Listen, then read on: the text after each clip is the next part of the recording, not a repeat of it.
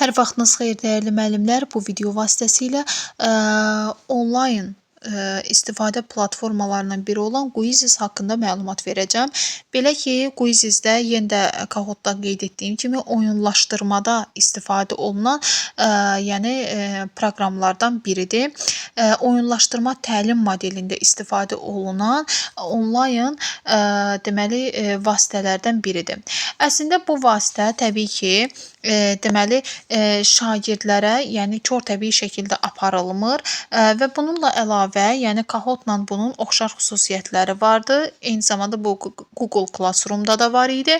Belə ki, həm formativ qiymətləndirmə vasitəsi kimi istifadə olunur, eyni zamanda şagirdlərə rəy verilir.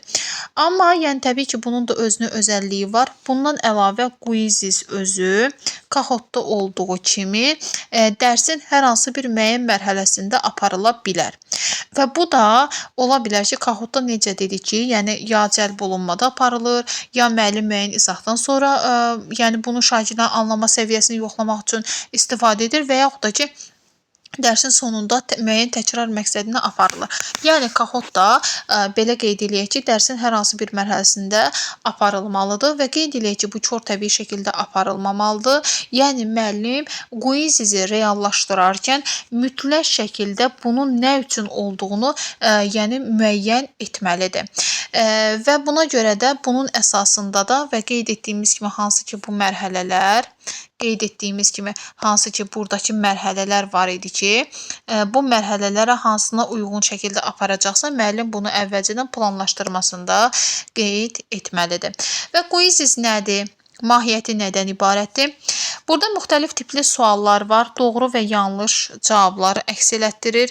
Doğru və yanlış cavabları əks elətdirir. Qısa cavablar ola bilər. Çox seçimli, yəni variantlı testlər ola bilər ki, yəni bu şəkildə, yəni təbii ki, bizim hazırlamağımız, yəni dizaynımızda məqsədimizdən asılı olaraq reallaşdırır və tədris prosesində istifadə olunan zaman uşaqlar əllərində olan vasitələrlə, kompüter, planşet və yaxud da telefon vasitəsilə qoşulub, yəni testləri işləyə bilərlər. Və eyni zamanda, yəni bu platforma həm də canlı dərs rejimində aparıla bilər. Bundan əlavə, həm də sürətlə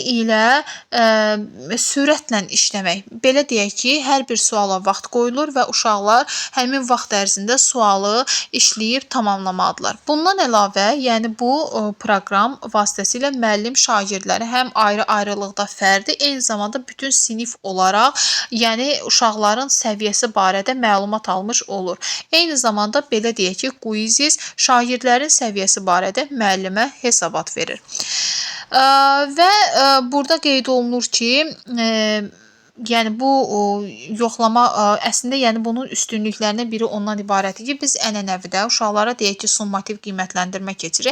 Eyni zamanda summativ qiymətləndirmə zamanında istifadə oluna bilər, dəyərli müəllimlər. Məsələn, biz deyək ki, summativ qiymətləndirmə aparırıq uşaqlara, biz sualı hazırlayırıq, sonra summativ qiymətləndirmə keçiririk, kağızları yığırıq, yığandan sonra onları belə deyək ki, yoxlayırıq, qiymətlərini çıxardırıq. Amma Quizzesdə isə şagirdlər dərs müddətində işləyirlər və işləyəndən sonra bunu yəni belə deyək ki, düzgün cavabı vururlar və avtomatik olaraq belə qeyd edək ki, nəticələr uşaqlara görünür və uşaqlar dərs prosesində anında öz nəticələrlə tanış olurlar və anında müəllim şagirdlərin nəticələrini görür, tanış olur və uşaqlara rəy verə bilər. Prosesdə uşaqlara rəy verə bilər. Belə deyək ki, test təbii ki, yekunlaşdıqdan sonra, çünki hər bir testə müəyyən bir vaxt verilə bilər. Vaxt çərçivəsində uşaqlar bu testi yekunlaşdıra bilər və yalnız müəllim test yekunlaşdıqdan sonra şagirdə rəy verə bilər. Və proses zamanı uşaqları eyni zamanda istiqamətləndirə də bilər. Bu aydın məsələdir ki, şagirdə rəy vermir, şagirdi istiqamətləndirir, yəni konstruktiv rəy verir, istiqamətləndirir. Amma şagirdin öz səviyyəsi ilə bağlı rəy verir. Bundan əlavə Quizzes eyni zamanda formativ qiymətləndirmə vasitələrindən biridir. Necə ki, Google Classroom, Kahoot və Quizzesdə eyni zamanda formativ qiymətləndirmə vasitəsi kimi istifadə olunur. Və dedik ki, müəllimin vaxtını almır, şagirdin səviyyəsi barədə anında tanış olmaq imkanı verir. Və demək olar ki, bundan əlavə bu şagirdlərdə oyunvari, yəni dərsi oyunvari formaya salır. Həm sual axını şagirdlərdə risk yaratmır, qorxu yaratmır. Şagird bilir ki, telefondan, planşetdən istifadə edəcək və bu da onun marağını təmin edən vasitələrdən biridir. Və bu vasitələrdə uşaqlarda müəyyən sual axını, yəni qorxu yaratmır ki, birinci sual, ikinci sual, üçüncü sual qorxu yaratmır. Uşaq bunu sevdiyi bir formada edir. Sonra vaxt limiti qoyulur, hal sistemi yaradılır. Sonra sıralama cədvəli olur ki, bu da müəllim artıq belə deyək ki, anında formativ qiymətləndirmə imkanı vermiş olur. Və bunun əhəmiyyəti nədir? Şagirdlərin cəlb olunması təlimdə marağını artırır, inkişafını təmin edir və ümumiyyətlə quiz demək şagirdlərin öyrənmə motivasiyasını, marağını dəstəkləyir. Bu da ondan irəli gəlir ki, burada şagird yönümlülüyü dəstəkləyir. Yəni bu prinsipi dəstəkləyir və belə qeyd eləyək ki, bir çox yəni elmlərdə, yəni fənlərdə istifadə oluna bilər. Öyrənmə nəticələri avtomatik olaraq göstərilir. Burada eyni zamanda şagirdlərin oxu bacarığı da öz əksini tapa bilər. Mətnləri anlama səviyyəsi də, mətnləri burada anlama səviyyəsi, yəni hansı anda necə anladılar, nə səviyyədə başa düşdülər. Yəni bunlar öz əksini tapır. Yəni ola bilər elə uşaq var ki, sürətli oxuyur, elə uşaq var ki, məsələn 1 dəqiqəlik sualı uşaq var 1 dəqiqə yarıma da oxuya bilər. Ola bilər ki, 1 dəqiqədən az müddətdə oxuyub və daha sürətli anlaya bilər.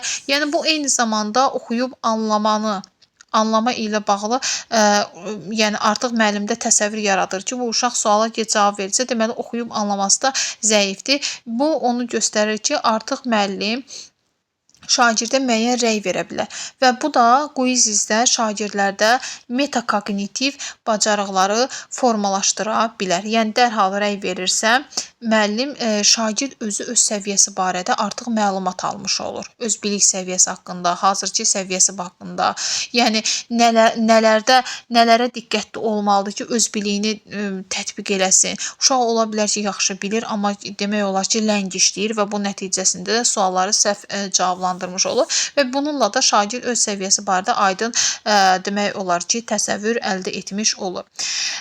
Formativ qiymətləndirmə və özünü idarə olunma vasitəsi kimi də istifadə oluna bilər. Yəni müəllim həm dərs zamanı, həm də dərsdən sonra şagirdləri hansı mövzunu nə dərəcədə öyrəndiklərini müəyyən etmiş olur və qeyd etmək lazımdır ki, deməli müəllim dərs zamanı deməli testi şagirdlərə işlədir və yaxud da bu dərsin hər hansı bir mərhələsində ola bilər, işlədir və görür ki, şagirdlərin hardasa yəni bir boşluqları var və bu boşluqları yəni doldurmaqdan ötürü müəllim planlaşdırmasında müəyyən dəyişiklik edə bilər. Yəni bu pedaqoji prosesin tələblərinə inkişaf yönümlülüyü təmin etmiş olur. İnkişaf yönümlülükdə necə idi? Müəllim şagirdlərin nəticələrini analiz edirdi və analiz etdikdən sonra isə növbəti ehtiyac yaranarsa planlaşdırmasında yəni müəyyən dəyişiklik edərək həmin mövzu yenidən aydınlıq gətirərək şagirdlərin belə deyək ki, deməli bir mövzu ətrafında biliyini tam şəkildə mənimsənməsinə yardımcı olur. Və deyək quiz necə həyata keçirir? Dedik ki, həm variantlı suallar şəklində ola bilər, həm qısa cavablar şəklində ola bilər, həm də doğru və səhv şəklində də ola bilər. Məsələn, sualı verə bilər, məsələn, bir anlayış qeyd edə bilər, doğrudur yoxsa səhvdir. Uşaq hər hansı birinin üzərinə klikləmiş olur. Quizizdən demək alınan fayda deyək ki, sadəcə onun tətbiqindən yox və onun necə planlaşdırılmasından asılıdır. Biz Kahootda nə dedik? Kahootda qeyd etdik ki, yəni Kahoot düzdür, oyun platformasıdır. Amma sırf onu oyun məqsədinə istifadə etmək olmaz. İnteraktiv təlimin vasitəsi kimi istifadə etmək lazımdır. Yəni bu Kahootun yəni müsbət nəticə verməməyi, yəni bizim onu necə dizayn etməyimizdən asılıdır. Quizdə də bu özünü göstərir, yəni eyni sabitliyi qoruyur. Yəni biz onu edərkən, həyata keçirərkən öz təlim məqsədlərimizi, qiymətləndirmə meyarlarımızı unutmamalıyıq və bunu nəzərə almalıyıq və bu şəkildə etməliyik ki, bu bizim məqsədə uyğun olsun, dərsimizin mövzusuna uyğun olsun, bizim məqsədimizə uyğun olsun, nəzərdə tutduğumuz təlim nəticəsini şagirdlərdə reallaşdıra bilək, ona uyğun qiymətləndirmə meyarları ilə şagirdləri qiymətləndirə bilək.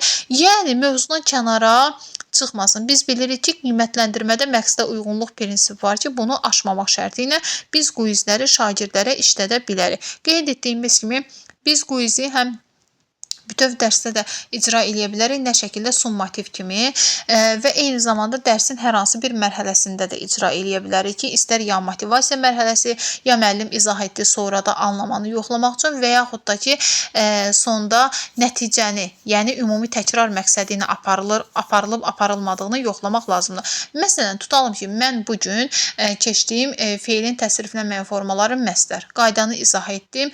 Qaydanı izah etdikdən sonra 1-2 tapşırıq icra etdim. Tapşırığı icra etdikdən sonra ümumi dərsin sonunda şagirdlərə quiz verə bilərəm. Ümumi təkrar məqsədi ilə ki, görək şagirdlər tapşırıqları da icra ediblər və görək bunu quizdə necə tətbiq edirlər.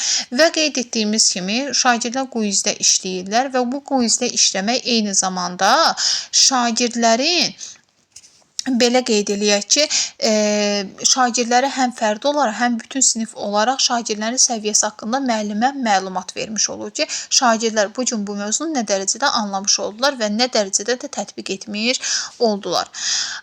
Bundan başqa yenə də qeyd etdik ki, formativ qiymətləndirmə vasitəsi kimi istifadə oluna bilər, anında rəy verilə bilər uşaqlara. Bundan əlavə Kahootda, Google Classroomda olduğu kimi şagirdlərin motivasiyasını təmin edir.